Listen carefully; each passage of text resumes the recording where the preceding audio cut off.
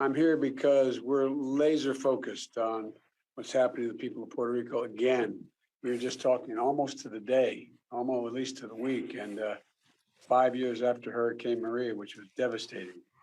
And as I told you, Gov, when we spoke earlier this week, we're surging federal resources to Puerto Rico, and we'll do everything we can to meet the urgent needs you have, and we know they're real and they're significant. And we're there. An old bad joke. I'm from the federal government. I'm here to help. But we really are. And I think I hope you're satisfied with the response so far. We'll be with the folks of Puerto Rico now and until this is done, until we recover. And my wife and I were talking about it last night. We pray for I know the death toll was up a little bit, but all the people displaced and all the people who are just scared to death knowing what happened before, especially if you've been through it last time. It's got to be incredibly intimidating. And on Sunday, even before the storm made landfall, I approved that declaration of disaster, the emergency disaster declaration, bringing the full force of the federal government to respond, knowing full well the catastrophic effects, how catastrophic they could be on communities that haven't even fully recovered from the last time, Gov, as you and I talked about. Thank you. And look, I asked FEMA Administrator Chris Wells, she's right here with me, to go down herself and assess the situation and make sure the people of Puerto Rico have everything they could possibly need that we could provide to help them get through this.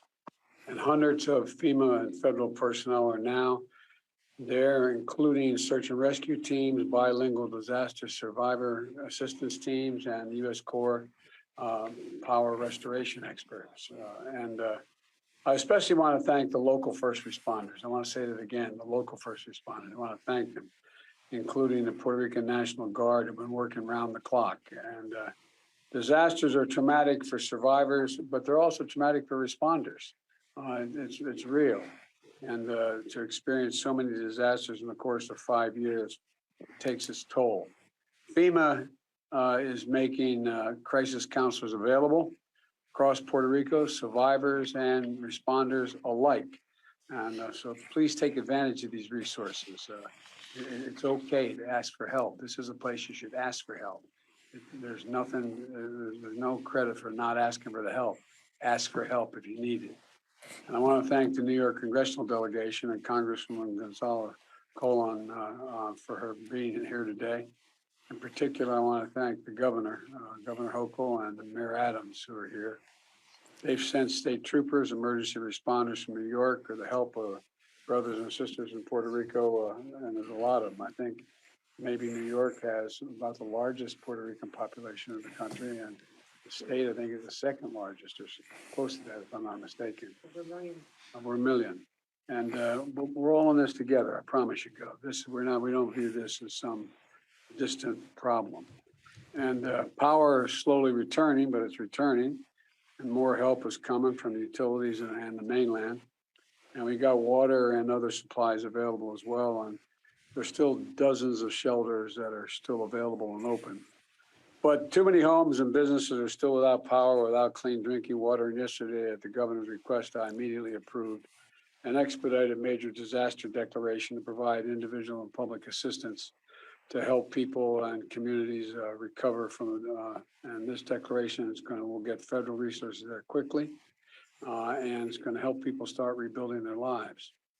And as part of the declaration, I'm announcing today that I've authorized 100% federal funding for debris removal, search and rescue, power and water restoration, shelter and food for the whole month.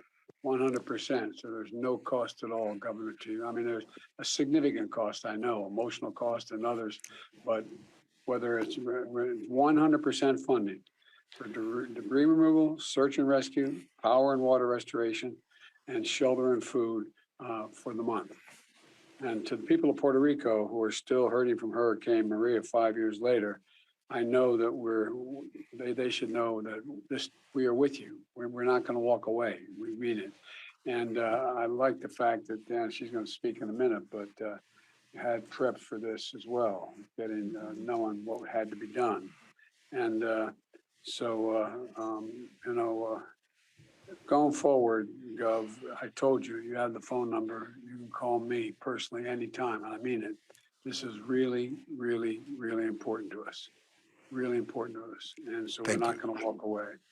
And with that, let me say, God bless the people of Puerto Rico and our troops. And I'm going to now turn it over to the FEMA administrator. All right, thank you, Mr. President. Sir? I would like to first welcome, Let's wait till the press leaves.